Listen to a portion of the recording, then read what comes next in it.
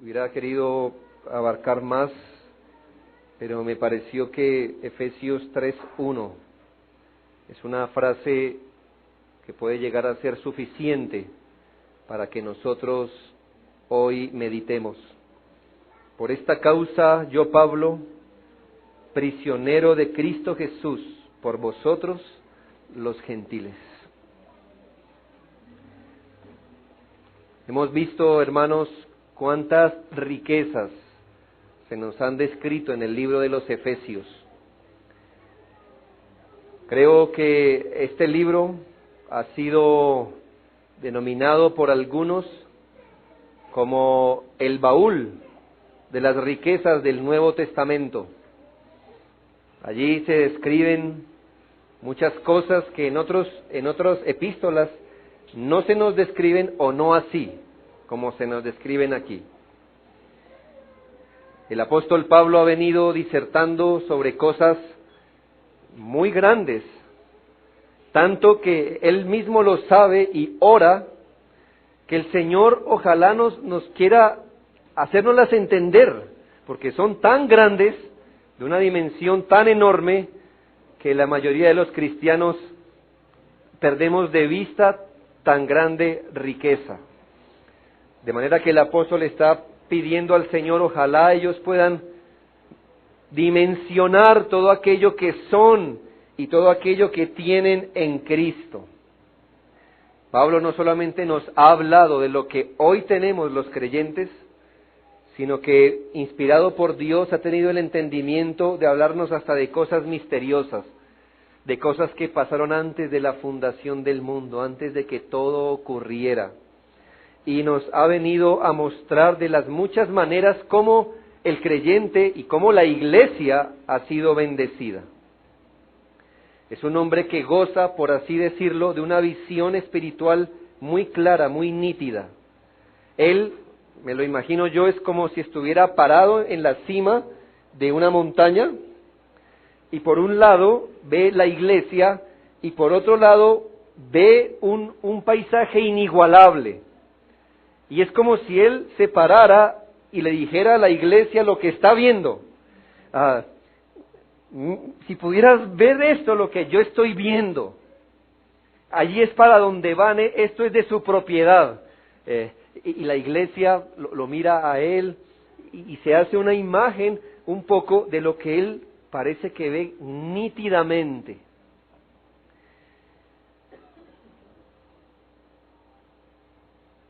Y usted se pone a pensar un poco, ¿quién se imagina usted que nos está dando estas descripciones? ¿Qué tipo de persona es la que tiene una visión clara y nos está hablando de estas riquezas espirituales? Hermanos, Pablo en el capítulo 1, versículo 1, se llamó a sí mismo Pablo, apóstol de Jesucristo por la voluntad de Dios. Era un apóstol, está bien. Pero ahora llega a otra colina y dice, les quiero decir algo. Les quiero informar a ustedes algo que solamente a mí se me fue dado a entender. Usted lo leyó, ¿no? Usted dice, versículo 3, por revelación me fue declarado el misterio. O sea, él es objeto de un misterio que le fue declarado. El versículo 5 dice, en otras generaciones no se dio a conocer, pero ahora ese misterio fue revelado a sus apóstoles. Así que es un hombre muy privilegiado. Versículo 7, del cual yo fui hecho ministro. Así que note que él llega a otra colina y va a decir, si supieran lo que estoy viendo. Es más, son pocos los que lo ven, yo entre ellos. ¿Quién pensaría usted que está hablando? Hermano, antes de que él nos dijera qué es lo que estaba viendo, hay una frase que, como le dije, yo no pude pasar a explicar más cosas si no explicara esta. Versículo 1, capítulo 3. Por esta causa yo, Pablo, prisionero de Cristo Jesús. Hermano, quien nos está hablando aquí es un apóstol. Estaba preso en el momento que él estaba diciendo: oh hermanos, si ustedes vieran lo que yo pudiera ver ahorita mismo. ¿Quién era ese hombre? No es un hombre que está sentado en el pináculo de un monte meditando. Es un hombre viejo que está, hermanos, en una prisión. Se está desgastando allí sus ojos en la oscuridad. Y desde allí él nos dice: si ustedes vieran lo que yo logro ver. Y esta frase, hermano, es de la mayor importancia, creo yo, en este pasaje. Antes de seguir, quiero informarle que el capítulo 3 es un gran paréntesis en su mayoría. Mire cómo empieza: por esta causa yo, Pablo, prisionero de Cristo Jesús por vosotros los gentiles. Y entonces allí empieza un paréntesis. Si es que habéis oído, etcétera, etcétera, etcétera. Y este pequeño paréntesis es lo que se le distingue al apóstol Pablo. Es lo que se llama, tal vez usted lo encuentra en algunos textos, como una digresión, un paréntesis. Él dice: bueno, les voy a hablar de esto, sin embargo, un momentico aquí, y luego vuelve. Bueno, el paréntesis va desde el versículo 2 hasta el 13. Usted lo puede notar porque en el versículo 14 él dice: por esta causa, otra vez vuelve, ¿no? Leamos el 1 y el 14. Por esta causa yo, Pablo, prisionero de Cristo Jesús por vosotros los gentiles, por esta causa doblo mis rodillas ante el Padre de nuestro Señor Jesucristo. Así que quiero que usted entienda que cuál es el sentir del capítulo 3 y que en medio hay un paréntesis. Bueno, ¿cuál es el sentir general del capítulo 3? Lo que quiere hacer el apóstol Pablo en el capítulo 3 es volvernos a decir: gracias a lo que ustedes son y tienen en Cristo, por esta causa, yo quiero orar al Señor para que ustedes sean capaces de entender lo que son y lo que tienen en Cristo. Esto ya lo ha hecho el apóstol, le recuerdo, en el capítulo 1. Mire usted cómo venía el capítulo 1, describiéndonos esas bendiciones espirituales aquí y allá. Ha hablado de cosas misteriosas. Y dice el versículo 15: por esta causa yo, habiendo oído de su fe, etcétera, no ceso de dar gracias por vosotros, haciendo memoria de vosotros en mis oraciones, para que el Dios de nuestro Señor Jesucristo os dé espíritu de sabiduría y de revelación en el conocimiento de Él, alumbrando los ojos de vuestro entendimiento, para que podáis comprender, etcétera, todas las cosas que ustedes tienen. Así que el apóstol Pablo, yo pienso que a él le pasa esto, hermano. Él está siendo usado por el Señor para describir tantas riquezas, que llega el momento donde dice: un momento, yo quiero orar porque ustedes puedan entender esto que tienen. Ahora, hermanos, ha seguido el capítulo 2, donde nos ha descrito, recuerde lo que vimos la vez pasada, cómo hemos sido vueltos a una nueva posición, cómo hemos sido vueltos a una nueva nacionalidad. Somos hombres nuevos, la iglesia ha sido recogida, ha sido unida, se está edificando para hacer un templo santo en el Señor, donde Él haga su morada. Y entonces otra vez, como que el apóstol Pablo entiende las riquezas que está hablando y dice: un momento, por esta causa, yo otra vez vuelvo y oro para que ustedes puedan entender estas cosas.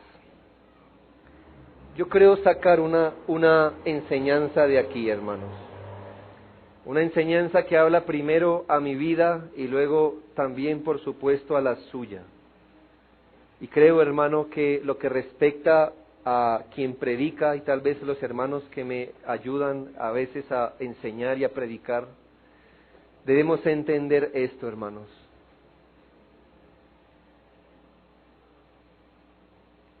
Ni siquiera Pablo se dedicó solo a predicar la palabra. Él sabía que a menos que el Espíritu Santo obre en el corazón de los oyentes perderán la riqueza de la palabra de Dios. Así que, hermanos, seguramente llega un momento donde hay muchas cosas que yo pudiera decir aquí hoy, esta mañana, pero preferí sacrificarlas con el fin de orar un poquito más, para que usted las entienda y para que yo mismo las entienda.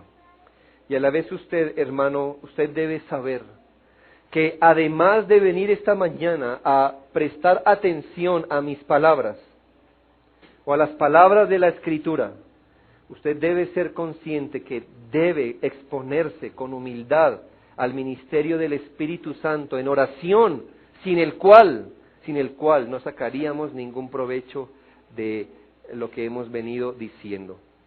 Hace algún tiempo colocábamos un ejemplo y me parece que cada vez es más verdad. Toma un niño pequeño y dile a ese niño pequeño, ¿sabes que has acabado de heredar una petrolera de un jeque árabe? ¿Sí? Dile eso a un niño pequeño. Y entonces él te mirará, ¿cierto? Y se arrodillará a seguir jugando con su juguete.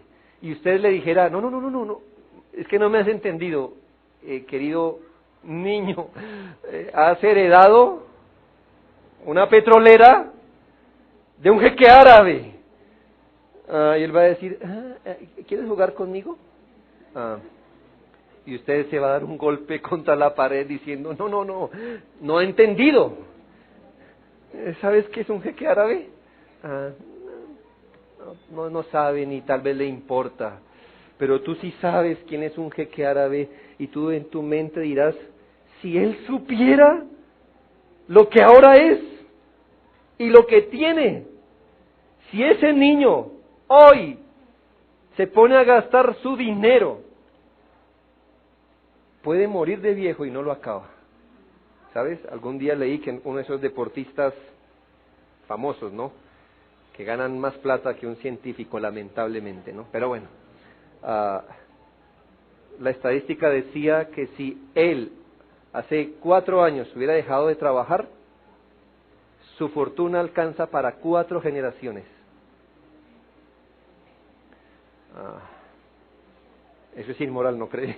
Pero bueno, mi punto es, imagínate un niño que se le diga, tú eres heredero de un jeque árabe, no sé cuántas generaciones alcanzaría su dinero, pero él no lo entiende, pero tú sí. Entonces, ¿qué ocurre? Que yo veo que el apóstol Pablo está diciendo, ustedes en Cristo han tenido tanto, pero son como niños que no entienden. Por eso yo oro al Señor para que si en su misericordia Él quiere hacerles entender a ustedes lo que son y lo que tienen en Cristo. El mismo Pablo como que se retira para atrás y se asombra de todo lo que la iglesia hoy es y tiene en Cristo.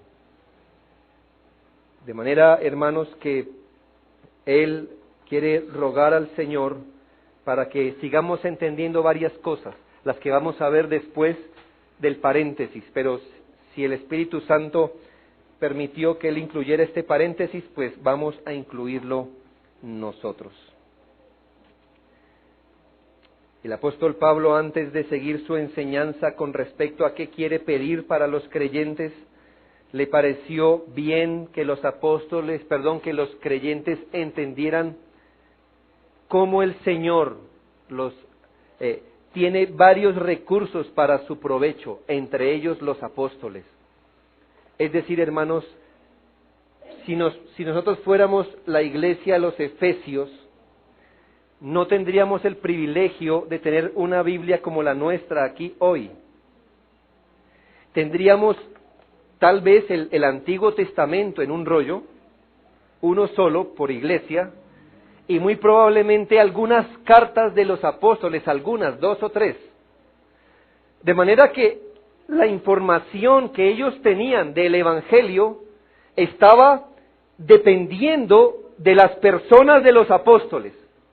Así que el apóstol Pablo no quiere que la iglesia empiece a tener dudas y por qué este Señor nos está hablando, con qué autoridad. No, él quiere decirles, mire, entre todas las riquezas que tienen por estar en Cristo, tienen la riqueza de tener apóstoles como nosotros, que les traen la palabra del Señor. Así que atiendan a esto.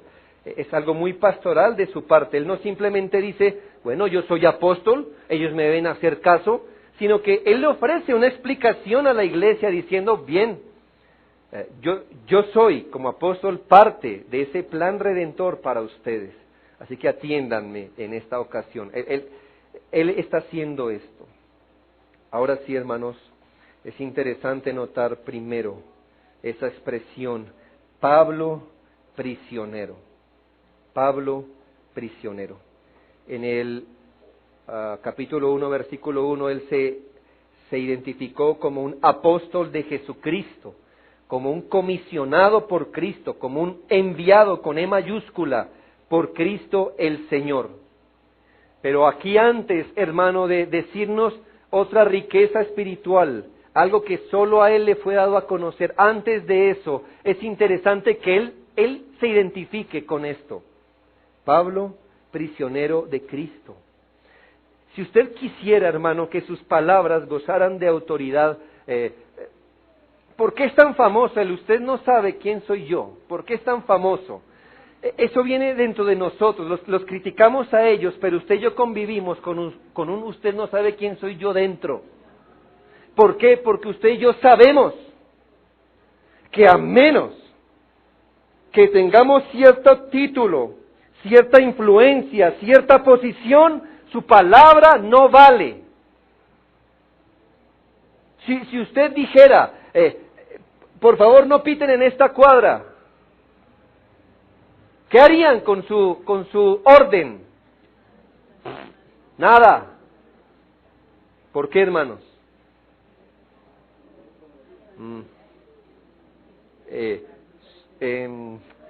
Civilmente no somos nada. Ahora, hermano, si en esta cuadra se parara el presidente y dijera, hágame un favor, que nadie pite aquí. No sé si este presidente, pero los demás, si le hubieran dicho, no, tal vez hay que hacerle caso.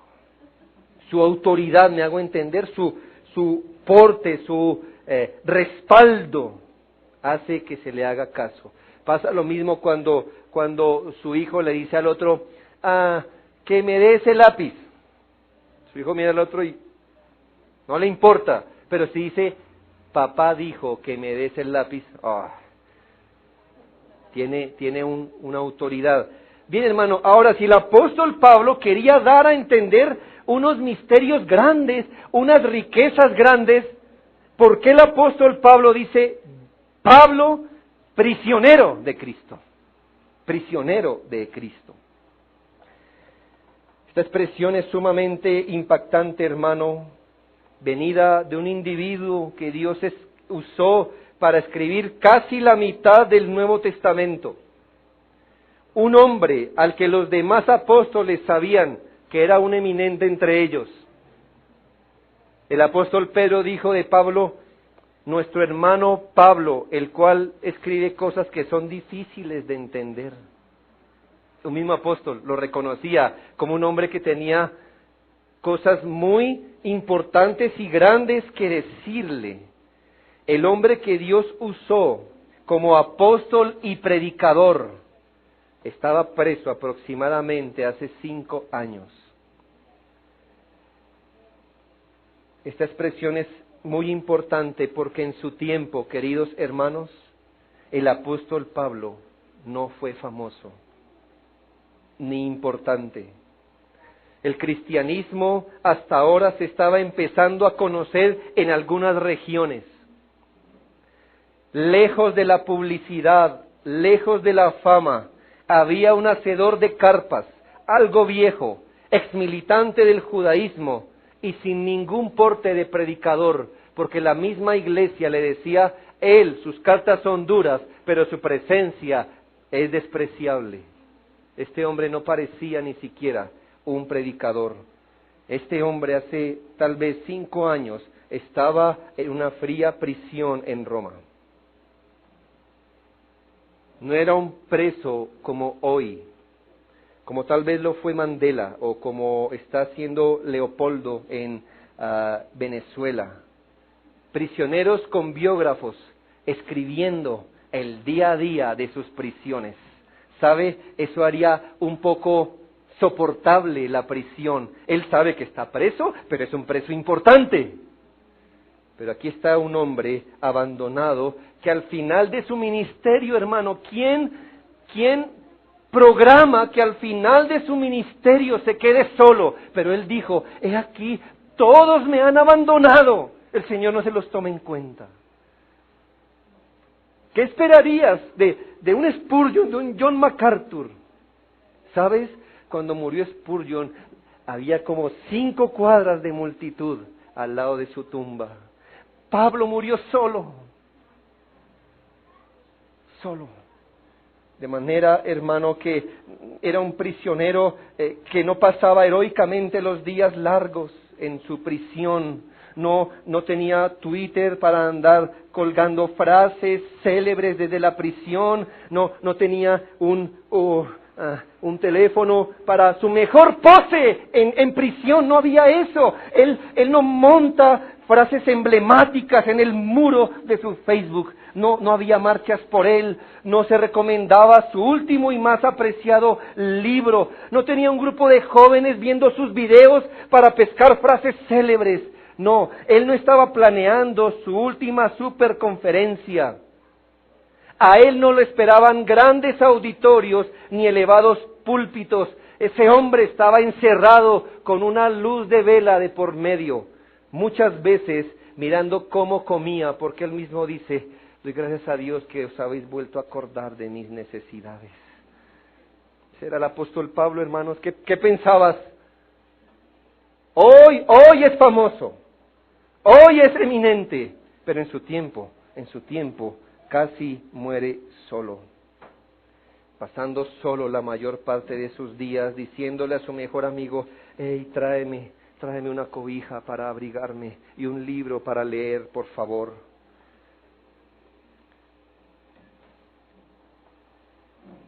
No quiero criticar por criticar, hermanos. El púlpito no es usado para eso, ni debería ser usado.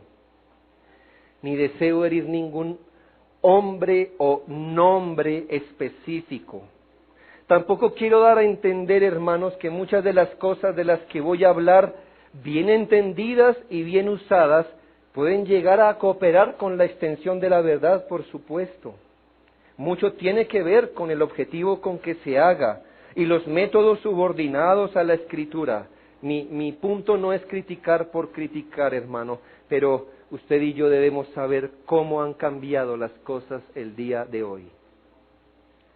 Estamos viviendo en la época de la farándula evangélica. Hermano, de la mejor plataforma, de los mejores medios, o si usted quiere decirlo así, del mejor impacto mediático que un predicador pueda llegar a tener.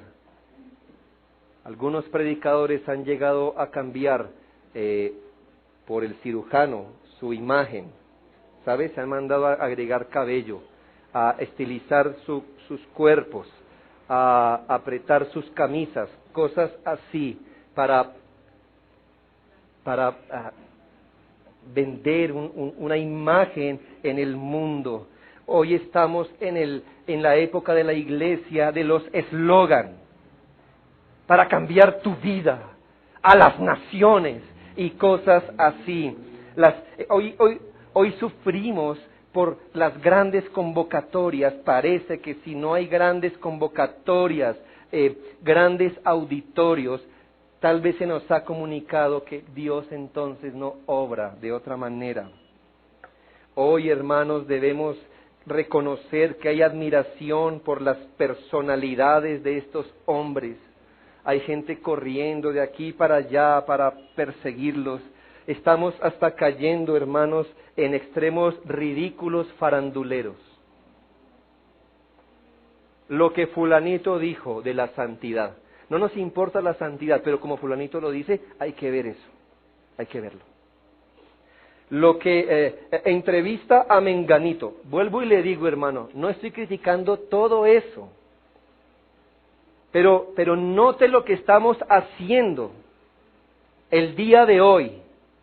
Estamos dándole a entender a la iglesia que nosotros necesitamos ser grandes e influyentes y llenar grandes lugares para ser efectivos en el cristianismo. Se leen frases célebres, y esto lo digo en serio, no exagerado. Comillas, debemos leer la Biblia, firma menganito. Uf, qué frase, qué frase, qué frase. Yo no ocupo a menganito, ¿sabe?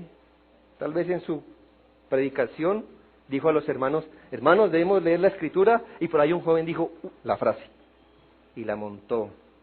O sea, hermanos, que si te lo hubiera dicho tu pastor, o sea que si a ese joven, un hermanito, un pastor rural, con sus manos encallecidas porque tiene que sembrar y mirar para su sustento igual que pastorea, le hubiera dicho, hey, tienes que leer tu Biblia, ¿qué hubiera hecho ese hombre? No, pero lo dijo menganito, hay que leer la Biblia entonces. Cuando menganito se para en la mitad de una conferencia donde también está fulano y sultano, entonces, qué gran verdad están diciendo. Si miraras atrás en la historia, querido hermano, sabrás que la mayoría de los que hoy consideramos grandes hombres de Dios, que menganito y fulanito los viven citando en sus grandes conferencias, ellos no fueron famosos tampoco en su tiempo. ¿Sabes quién es Thomas Watson? Thomas Watson, una mente, un gran puritano, un hombre de Dios. Tenemos 3 grandes tomos en español que yo le invito a usted a comprar, así gruesitos. ¡Qué bueno! Nadie sabe dónde nació. Nadie sabe dónde nació. ¿Sabes quién es Jonathan Edwards? Ha sido considerado la mente más brillante que ha existido en Estados Unidos de América. Un hombre que Dios usó para generar el gran despertar espiritual que hemos estudiado en las horas de la tarde, en algunos momentos. ¿Sabes qué? Él fue expulsado por su propia iglesia. Su propia iglesia se aburrió de él y lo expulsó. No lo quisieron como predicador. Fue expulsado. Juan Calvino. Hoy hay camisetas, soy calvinista, los calvinistas. Somos de esto. Por supuesto que nos honra esas cosas, por supuesto. ¿Sabes quién fue Calvino? Alguien que su propia ciudad lo expulsó. No te queremos, Juan Calvino, no queremos nada de ti. ¿Sabes? Hubo un hombre, tal vez lo recuerdes, Miguel Servet. Ese hombre era un hereje y estaba obsesionado por conocer quién era el hombre cuyos escritos estaban revolcando el mundo teológico. Estoy hablando de Juan Calvino. Así que se va a Ginebra a visitar a Juan Calvino y pregunta, ¿dónde vive Juan Calvino? La mayoría, ¿quién? Juan Calvino. Por ahí alguien le dijo, ¿sí ve esa casa? Él dijo, ¿allí? ¿En serio? ¿En esa casa vive? Era una casa humilde. Hoy es un museo, pero antes era una casa, hermano, normal. Y sabes, golpeó a la puerta y ahí de quién le abrió. Juan Calvino. Y él dijo, ¿sin criados? ¿Sin publicidad? Yo quiero hablar con un sacerdote católico y tengo que pasar por uno, por otro y visitarlo en sus grandes palacios, y este hombre me ha abierto la puerta. ¿Qué quiero dar a entender, hermanos? Si yo le preguntara hoy quiénes son los hombres más influyentes de la iglesia de hoy, ¿acaso alguno me diría, sí, el pastor rural en India que fue golpeado por su aldea ayer? ¿Has visto eso por internet? Míralo para que se quebrante tu corazón.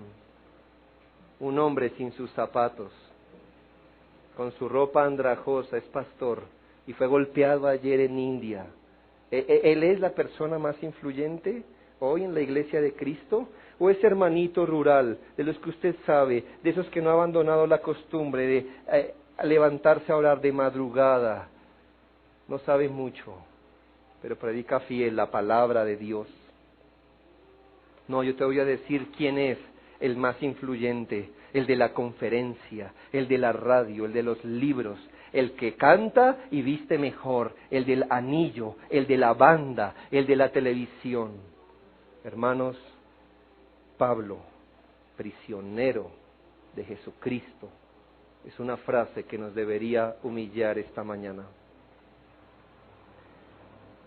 Yo a veces me pregunto, mi querido hermano, si hay un misterio poderoso que estuvo escondido por muchas generaciones y hoy el Señor lo quiere revelar, ¿por qué encarcela a su portavoz? ¿Sí? ¿Me capta lo que le quiero decir?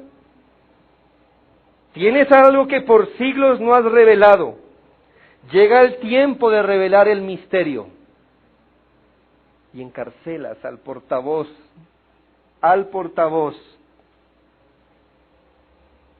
Y tenemos que llegar a una gran verdad, hermanos, y quizá esta sea la enseñanza de esta mañana, que el reino de Dios no corre según los mismos estándares que corren otras causas. ¿Quieres echar a rodar una causa según el mundo? ¿Qué tienes que hacer? Ya sea una filosofía, ya sea un producto. ¿Qué tienes que hacer? ¿Qué ves que hace el mundo para promocionar, por ejemplo, un producto? Hoy, tal multinacional saca una nueva bebida. ¿Qué ves que haces? Por favor, vayan a la cárcel, que nadie sepa lo que estamos haciendo. ¿Sí? No. Millones de inversiones. ¿Y quién hace el comercial? ¿Te llamarán a ti? ¿A mí? No. El mejor en algo, el futbolista, el atleta, no sé, ¿me hago entender? ¿Cómo ves que hoy se está promocionando la filosofía del gobierno para implementar la paz con P minúscula y letra borrosa? ¿Cómo lo ves? Dinero, te van a tosigar con propagandas, van a comprar los noticieros, van a hacer lo que sea. ¿Quieres echar adelante una causa según el mundo? Eso es lo que tienes que hacer. Ahora Dios tiene una causa que proclamar. ¿Entiendes? ¿Y qué hace el Señor? Pablo, prisionero de Jesucristo. Yo no sé si usted entiende eso. A mí eso es un golpe a la cara, hermanos, cuando leo esas cosas. El Señor no cuenta con personalidades, ni mucho dinero, ni publicidad, ni medios, ni fama, ni poder. La frase Pablo, prisionero de Jesucristo, nos enseña que los planes de Dios corren de otra manera. Le recuerdo, solo se lo voy a nombrar, lo que ocurre cuando el Señor Jesucristo hace una señal tremenda, multiplica los panes y los peces. ¿Qué tal ese evento? Y dice la Biblia que llegó a su lugar donde se crió. Y andaba el Señor por Galilea. Y no quería andar en Judea, donde era famoso.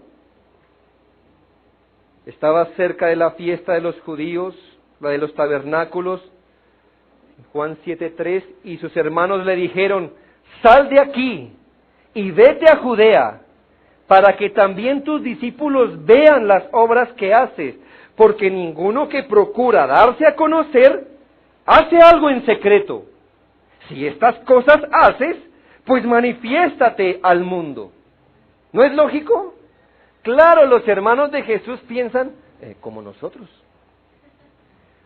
Señor, tienes un gran mensaje, tienes el poder de hacer lo que te estamos viendo hacer. ¿Quieres hacer una causa, no? Ve al centro, a Judea, ve y haz esto mismo que haces aquí en secreto, ve y hazlo allá, porque ninguno que se quiere dar a conocer hace algo en secreto. ¿Y usted qué cree que fue la respuesta del Señor? Ve, buena idea, seguro. Claro, ¿sabe que Él dijo? Mi tiempo aún no ha llegado, su tiempo siempre está dispuesto.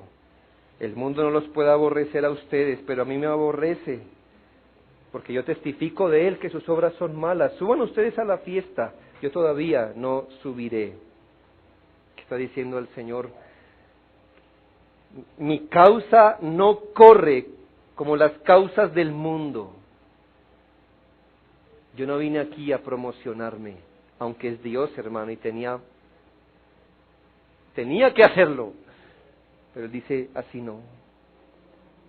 Tal vez eso sea lógico para ustedes, pero es que el mundo no tiene ningún problema con ese tipo de cosas.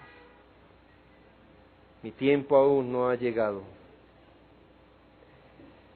Su propósito no era llamar a la gente al arrepentimiento por medio de la fama, ni las multitudes, ni la promoción, siendo Cristo quien es.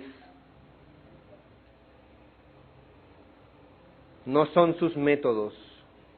La frase Pablo, prisionero de Jesucristo, nos enseña que las riquezas espirituales no se identifican con lo más honorable y poderoso según el mundo. Significa, hermanos, que la gente tal vez más rica espiritualmente hablando jamás será importante, vista o famosa. Significa que los hombres de Dios que más están haciendo por echar a rodar el Evangelio, quizá nunca los conozcamos. Pablo, prisionero de Jesucristo. Quiere decir, hermano, que estos ojos no nos sirven para calificar dónde el Señor está derramando de su gracia eficaz. No sabemos. Los ricos espirituales son muchas veces gente humilde y sencilla, nada que fotografiar. ¿No tienen frases lindas que poner? No son nada atractivos. No hay nada interesante en ellos. Pero tienen todas las riquezas de Cristo y heredarán la vida eterna y son co-ciudadanos con los santos. ¿Para qué Dios hace esto, hermanos? ¿Para qué Dios es capaz de hacer esto? ¿Por qué Él no es el Dios de los auditorios, de los shows, de los conciertos? ¿Por qué Dios no es así? ¿Por qué Dios no es ese Dios así? Yo le voy a leer un texto. Pues mirad, hermano, vuestro llamado, que no sois muchos sabios, según la carne, ni muchos poderosos, ni muchos importantes, sino que lo necio del mundo escogió Dios para avergonzar a los sabios, y lo débil del mundo escogió Dios para avergonzar a lo fuerte, y lo vil del mundo y lo menospreciado escogió Dios, y lo que no es, para deshacer lo que es. Escúchese bien, a fin de que nadie se jacte en su presencia. Así corren las cosas de Dios. A fin de que nadie se jacte en su presencia. Así que no pienses en el apóstol Pablo por un momento hoy, en lo que es el apóstol Pablo para nosotros hoy, sino en lo que él era en su tiempo. Él podía decir de lo vil y lo menospreciado. ¿Quién me cita a mí, pues? Voy al Areópago a ver si alguien dice, así como Pablo dijo la otra vez, no era famoso. ¿A fin de qué, hermanos? A fin de que nadie pueda decir en su presencia, no, la verdad es que el reino de Dios corrió, porque mira cuánta plata invertimos en ese canal de televisión. No, el Señor va a usar lo vil y lo menospreciado para que nadie se jacte en su presencia. Vuelvo y hago la aclaración, no estoy criticando a todos ni todo. Lo que quiero que usted entienda, hermano, y si lo que yo estoy diciendo es bíblico, entonces usted lo tendrá que ver en la Escritura siempre. Piense algo. Yo ayer quería reflexionar sobre los más grandes hombres de Dios que vemos en la Biblia. Piense algo. Usted, ¿por qué recuerda con aprecio a José? José, el de la Biblia, el de Génesis. Piense un momento. Usted, cuando hablan de José, ¿usted piensa de él montado en el trono del faraón, o su relación con él es allí, aguantando la tentación y tal vez en la cárcel? ¿Con qué lo identifica usted más? ¿Sí ve? ¿Sí lo ve? La integridad que mostró, ¿dónde? Allí, cuando nadie lo veía. Ahora, si usted piensa, ¿dónde, cuando usted habla de Abraham para usted es sinónimo de riqueza? O cuando le hablan de Abraham, usted, ¿cuál es la imagen que le viene aquí? De un hombre que no hizo pie en la tierra prometida, de el hombre que va en lo secreto, no había cámaras, va en lo secreto, él solo, a ofrecer su hijo. ¿Me hago entender? No estaba el reportaje allí viéndolo, qué tan heroico iba a ser eso. No, solo. ¿En dónde recuerdas más a Job? ¿Sabes cuántos hijos e hijas tuvo Job? Tú dirás, no sé, pero sé que Dios se los quitó todos. ¿Cuáles son las frases que más apreciamos que salió de la boca de Job? Una, cuando inició su prueba, Jehová Dios, Jehová quitó, sea bendito. Y una antes de ser restaurado, dijo, Señor, yo creía que te conocía, pero no te conozco. De oídas te había oído, pero ahora mis ojos te ven. ¿Cuándo salen esas frases de Job? Cuando estaba siendo reducido, hermanos. Yo puedo seguir. ¿Cuándo recuerdas a David? ¿Lo recuerdas como con un nombre, con una corona en su cabeza? ¿O lo recuerdas en una cueva, componiendo los salmos que hoy tú y yo leemos? ¿Cómo recuerdas a los hombres de Dios? Si lo que yo estoy diciendo es verdad, tú lo podrás ver en toda la Escritura. ¿Cómo recuerdas a Daniel? ¿Sentado como primer ministro de Babilonia o en el foso de los leones? ¿Para qué, hermano? Para que nadie se jacte en su presencia. La causa de Dios ha corrido en este mundo desde siempre a través de lo vil y lo menospreciado del mundo.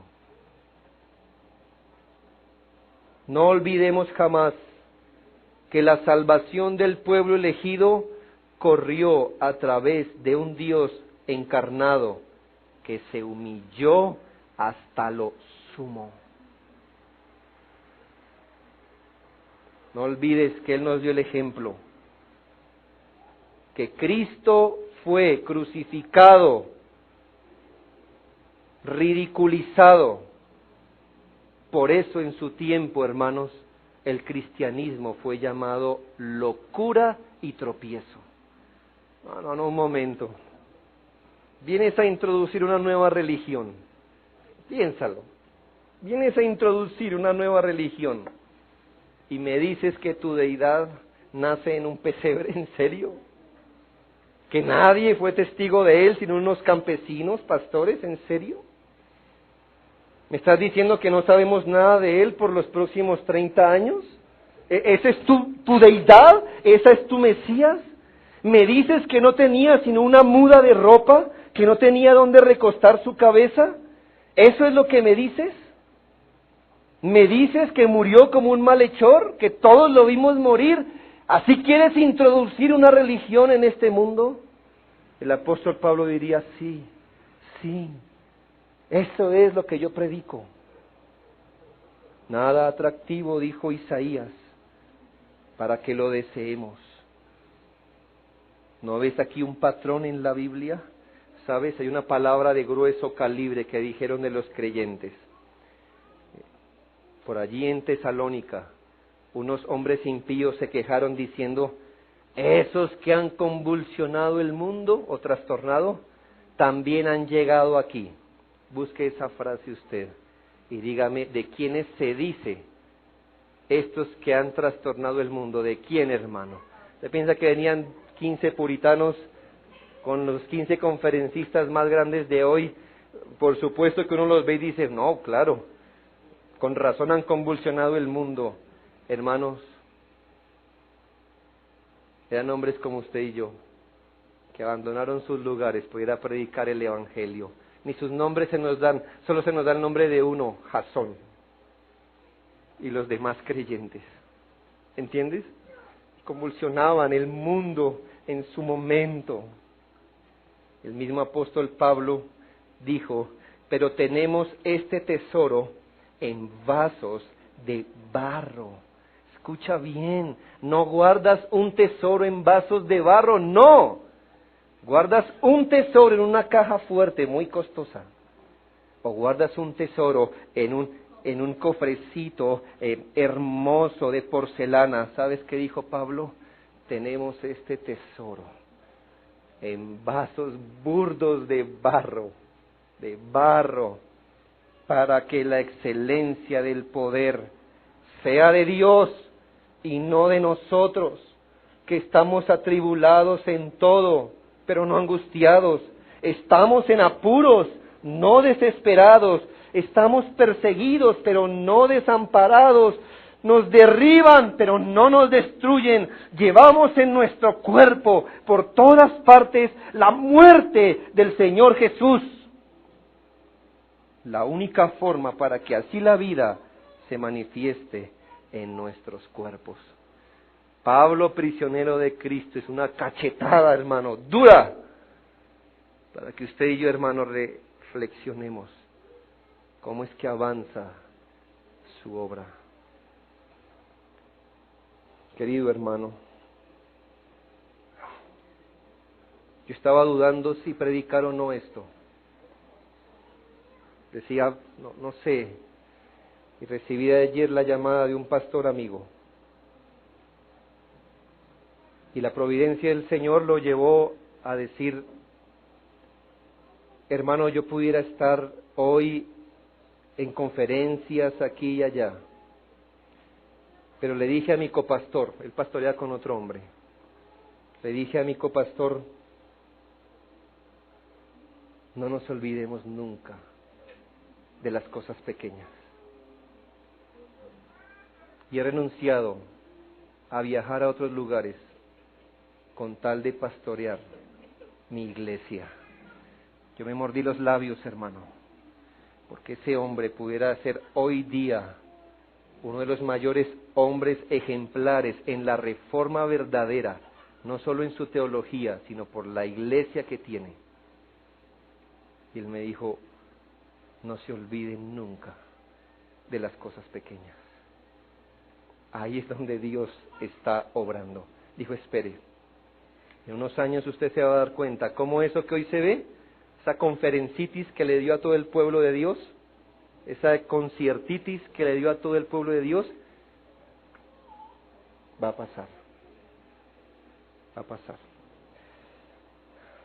Hermano, yo le quiero dar ese consejo hoy. No se olvide de las cosas pequeñas. No se olvide de su Biblia, de su oración. Nadie va a estar allí tomando una fotografía. El hermano en sus devociones diarias. El hermano con su familia. El hermano evangelizando. No va a pasar. Pero allí, hermano, el Señor lleva a cabo sus causas. ¿Para qué? Para que la excelencia del poder sea de Dios y no de nosotros. Oremos.